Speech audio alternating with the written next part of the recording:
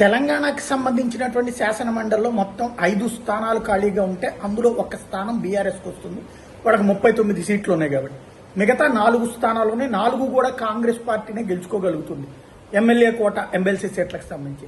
అయితే కాంగ్రెస్ పార్టీ చాలా బాధ్యతాయుతమైనటువంటి పాత్ర పోషించింది.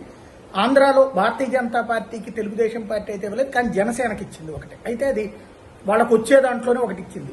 అదే సందర్భంలో తెలంగాణలో కాంగ్రెస్ పార్టీ తనకున్న 4ంటిలోనే ఒక సీటుని సిపిఐకి కేటాయించింది. కాకుండా ఎప్పటి నుంచినో కష్టపడుతూ పార్టీ కోసం నిరంతరం శ్రమిస్తూ ఎన్నో విమర్శల్ని ఎన్నో కష్టాలు ఎదుర్కొని సీటు సంపాదించినప్పుడు ఆర్థిక స్తోమత లేక, ఆర్థిక స్తోమత ఉన్నప్పుడు సీటు పరమైనటువంటి ఇబ్బందులు ఎదురయ్యి తిప్పలు పడ్డటువంటి అద్దంకి దయాకర్కి ఎట్టకేలకు ఒక చక్కటి అవకాశం లభించి మంచి వాక్చాతుర్యం కలిగినటువంటి బడుగు బలహీన వర్గాల నుంచి వచ్చినటువంటి నాయకుడికి ఇప్పుడు ఎమ్మెల్సీ స్థానాన్ని కేటాయించారు. అదే సందర్భంలో సినీ నటి విజయశాంతి ఏదైతే ఎప్పుడో కాంగ్రెస్లో చేరిందో, అంతకుముందు బీజేపీ నుంచి కాంగ్రెస్లోకి చేరాక ఆమెకు మొన్నటిసారి అయితే దెబ్బతిన్నటువంటి పరిస్థితి, టికెట్లు లేదని రచ్చరచ్చ నడిచినటువంటి పరిస్థితి. బట్ ఆవిడైతే నిలకడగా నిలబడింది. అందుకు గాను ఆమెకి ఒక ఎమ్మెల్సీ కేటాయించడం అన్నటువంటిది మరొక కీలకమైనటువంటి విషయం. అదే సందర్భంలో కేతావత్ శంకర్ నాయక్కి 3వ ఎమ్మెల్సీ ఇచ్చారు. మొత్తం 4టికి గాను